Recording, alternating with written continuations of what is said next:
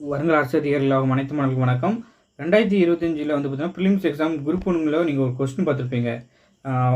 சுப்பிரமணிய சிவாவை பற்றி ஒரு கொஸ்டின் பார்த்துருப்பீங்க சரிங்களா. நம்ம இது ப்ரீவியஸ் கொஸ்டின் தொடரில் வந்து பார்த்தீங்கன்னா முதல் வீடியோ. ஸோ ப்ரீவியஸ் கொஸ்டின் எப்படி படிக்கணும் அப்படின்னு நான் உங்களுக்கு வீடியோ கொடுக்க போகிறேன் சரிங்களா. இதுலேருந்து அது எப்படிலாம் படிக்கலாம்னு உங்களுக்கு சொல்லுங்கள்.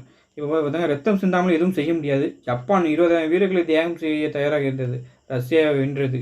15 கோடி இந்தியர்கள் இதை செய்தால் சுயராஜ்யம் கிடைக்கும் என்று கூறிய நபரை அடையாளம் காண்கன்னு கொடுத்துருக்காங்க.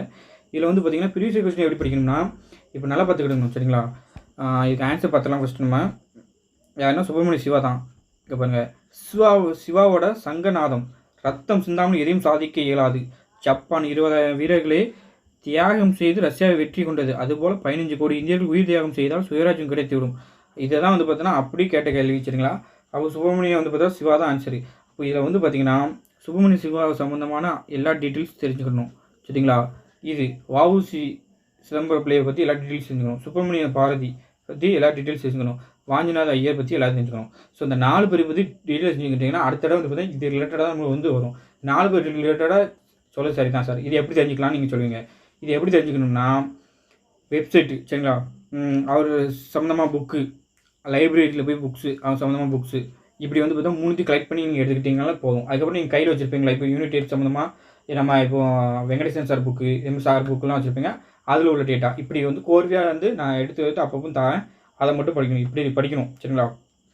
இந்த 4 பேர் ரிலேட்டாக நீங்கள் படிச்சுக்கணும்.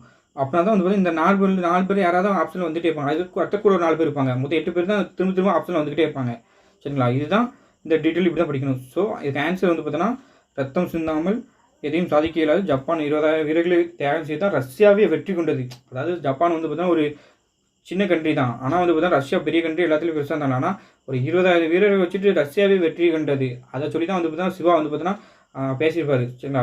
அதுக்கப்புறம் வந்து பார்த்தீங்கன்னா தூத்துக்குடி வந்து பார்த்தீங்கன்னா 1908 மார்ச் 9 நெல்லையில் கூட்டத்தை முடித்து விட்டு அந்த கூட்டத்தில் தான் இதெல்லாம் பேசியிருப்பார். அது அந்த கூட்டத்தை முடிச்சுட்டு இரவாக தூத்துக்குடிக்கு சென்றிருப்பார் சரிங்களா. அதாவது லாரி மூலம் வஉசி சிவாவும் போயிருப்பாங்கன்னு இருப்போம். இப்படி ஒரு டீட்டெயிலாக வந்து கோரியாக படிக்கணும். அதாவது நீங்கள் வெப்சைட்டில் உள்ள டேட்டா படிக்கணும். அது சம்மந்தமாக புக்கு இருக்குது, சம்மந்தமாக புக்கு படிக்கணும் டேட்டா. இப்படி நீங்கள் கோர்வையாக எடுத்துட்டிங்கன்னா அந்த மாதிரி சம்மந்தமாக புக்கு வந்து லைப்ரரியில் இருக்குது. ஸோ அதெல்லாம் சம்மந்தமாக இருந்தால் நம்ம தயாரிச்சுட்டு இருக்கோம் சரிங்களா. நான் உங்களுக்கு வீடியோ வந்து பார்த்தீங்கன்னா ப்ரீவியஸ் கொஸ்டின் வீடியோ அப்பப்போ அப்டேட் பண்ணிட்டேன். எப்படி இது போக யூனிட் 10 பேஸு ஸ்கீம்ஸ் பேஸ்லாம் எப்படி படிக்கணும் நான் உங்களுக்கு சொல்லுங்கள் சரிங்களா. இது வந்து ஒரு ட்ரைனிங்காண்டி இப்படி சொல்லியிருக்கேன் சரிங்களா. தொடர்ச்சியாக ஃபாலோ பண்ணுங்கள், நல்லாயிருக்கும் சரிங்களா. பாருங்கள். தேங்க்யூ.